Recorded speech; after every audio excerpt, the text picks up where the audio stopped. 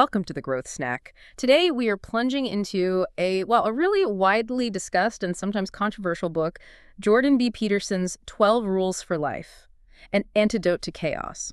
Yeah, it's definitely sparked a lot of conversation. Our mission in this deep dive is basically to pull out some of the most important nuggets of knowledge and insight from the book. Kind of give you a shortcut to understanding its core messages. Exactly. And it's quite a book, isn't it? It's sort of an entry point to his earlier really dense academic work, Maps of Meaning. Right. And the style is unique. It mixes personal stories, stuff from his clinical practice, science like evolution, brain science, and then all these ancient stories and myths, biblical, Egyptian, Taoist, quite a mix. It really is a synthesis. And one of the first big ideas, the foundation really, is about the nature of reality itself. He frames it as chaos and order. Okay, yeah, chaos and order. Let's dig into that. So the book says reality is made of these two kind of opposing principles, but they're intertwined too. That's it. Like the Taoist yin and yang symbol, which he uses, they're distinct, but also flow into each other. So order is What else? the known stuff. Yeah, explored territory, structure, society, biology, hierarchies, traditions, plans. It's where things work the way you expect them to. Okay.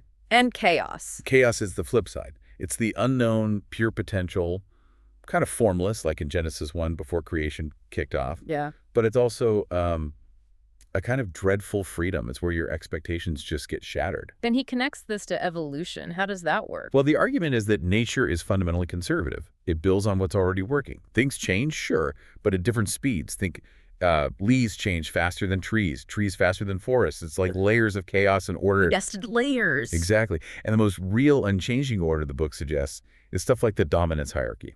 Dominance hierarchy, that gets talked about a lot. Lobsters, right? Right. The book emphasizes how ancient it is, hundreds of millions of years. It's not just human. And you see similar patterns everywhere. Wealth distribution, the Pareto principle, the 80-20 thing. Or the Matthew principle, to those who have, more will be given. Yeah, that. City populations, how often we use certain words. Yeah. Pops up all over.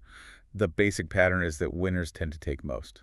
And the book is pretty blunt that being at the bottom, it's not good. Unhappy, sick, unknown, unloved, shorter life. It paints a stark picture. So the key takeaway here for you listening is understanding this chaos order dynamic and these deep realities like hierarchy helps you navigate. It's about how you move from chaos to order. It's about managing complexity too, right? Like that gorilla experiment. Yeah, Simon's experiment. We're surprisingly blind to things that aren't relevant to our immediate goal. We focus narrowly to cope.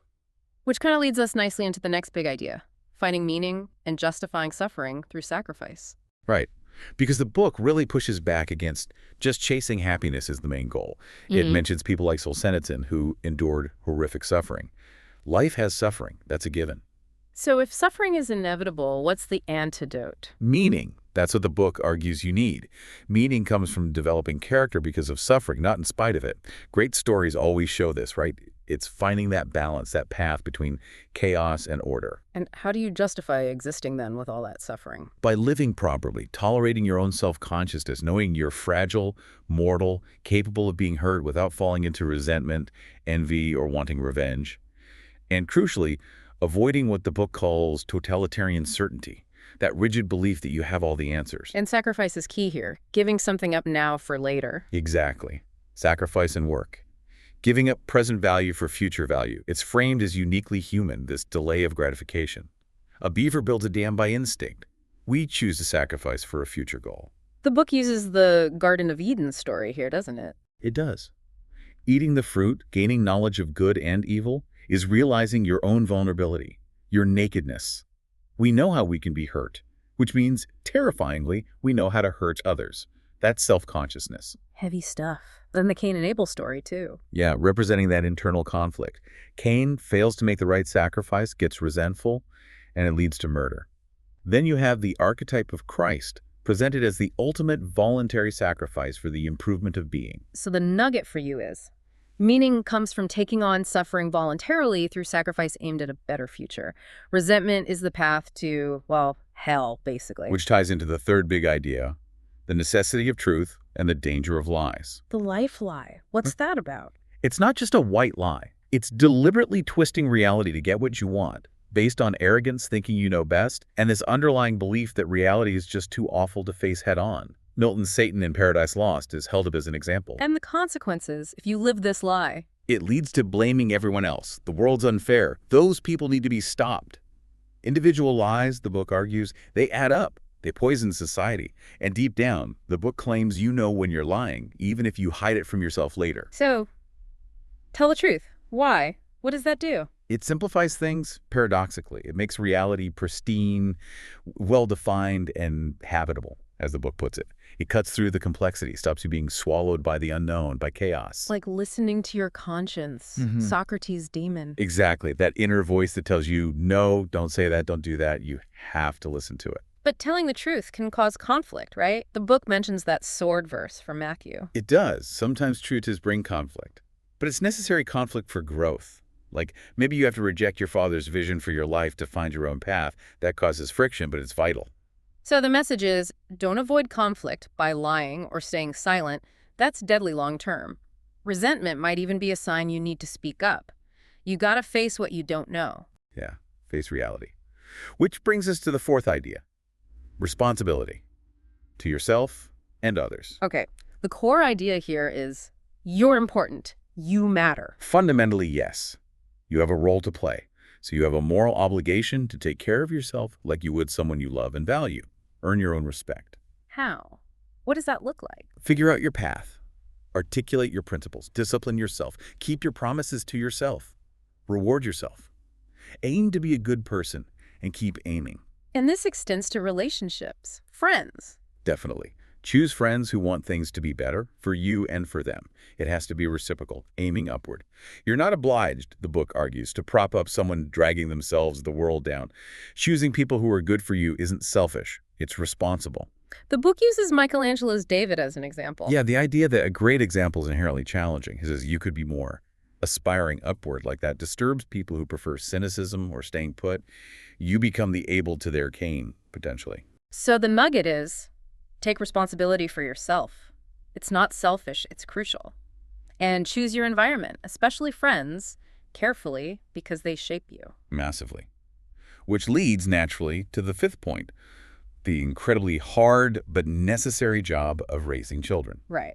Proper socialization is key. The book stresses poorly socialized kids, it says pretty bluntly, have awful lives. They can't make friends. Even adults react badly to them. So discipline is essential. Not arbitrary, but necessary for functioning in society, which has rules and hierarchies based on competence. The word no only works if it has potential consequences behind it, an adult's authority, the law. Otherwise, adults seem weak. The Peter Pan problem, the book calls it, never growing up. Exactly, contempt for adulthood. And the book is direct about needing both punishment and reward used thoughtfully. Different kids need different approaches. It also talks about the parent's dark side, right? Yeah. Resentment. Yeah, it's an uncomfortable point. Even loving parents can become resentful if pushed too far, and that can lead to subtle or not so subtle punishment. It's complex. The anecdote about sleep training, calling the toddler a monster to find the strength to set boundaries, it shows how tough can be. And the Sleeping Beauty allegory. Overprotection is bad. Right. Trying to shield the child from everything difficult, not inviting Maleficent, who represents harsh reality or the underworld, doesn't work. It makes them weak, unprepared for the inevitable prick of fate. The book also brings in some broader societal observations here, and partially reporting from the source, mind you. It mentions perceived risks of single motherhood, female partner preferences, and biological influences on gender differences, critiquing some social constructionist views, and stating the book's position on science not just being about power. But the core parenting message is about providing structure, boundaries, and facing necessary conflict for the child's development. That seems to be the thrust, to help them become functional, likable adults. Okay, final big idea. This brings us back to suffering, hardship, and the call to aim high despite it all. Yeah, it circles back. The book uses the author's daughter's illness as a really stark example. It forces that huge question. How can such suffering exist? Like Ivan Karamazov asks. But then it explores this idea that our limitations, our vulnerability, are a part of what makes us, well, us, and even lovable. Exactly. The example of his son, Julian, trying to make him invulnerable would destroy him. Limitations are needed for growth. Superman needs kryptonite to be a compelling hero who actually struggles. So the call is to aim high anyway. Aim for the improvement of being. That's the phrase. Align yourself with truth and the highest good you can conceive. It's described almost as an act of faith, an irrational commitment to the essential goodness of being, to counter life's irrational tragedies. How do you even start with something that big? Start small. The book is very practical here. Ask yourself, what could I do that I would do to make things a little better? Maybe it really is just doing the dishes, cleaning your room. Keep promises to yourself. Order your own life first. If you cannot bring peace to your household, how dare you try to rule a city? That line. That's the one. Look inward before blaming outwards. Capitalism, the government, whatever. Stop your own lies, your own bad actions. The book claims this, clears your head, improves judgment, simplifies things. And the alternative, not doing this. The book defines hell not just as suffering, but suffering and knowing you're the cause. Through willful blindness, deceit, betrayal, it's cursing existence itself. The king of the damned, it says, is a poor judge of being. So the final nugget, strive upward, aim high despite suffering. That's how you avoid that self-made hell and justify your existence. It's a constant battle against chaos and evil starting inside you. It's a demanding path. Definitely. Which leads us to our provocative thought for you today. The book emphasizes how much suffering comes from our own betrayals and lies, but also calls us to face the world's suffering and try to make things better. A dual challenge. So the question is, how do you balance that necessary vulnerability, the kind you need to love, to strive, which opens you up to immense pain and failure, with the moral demand to aim for the improvement of being?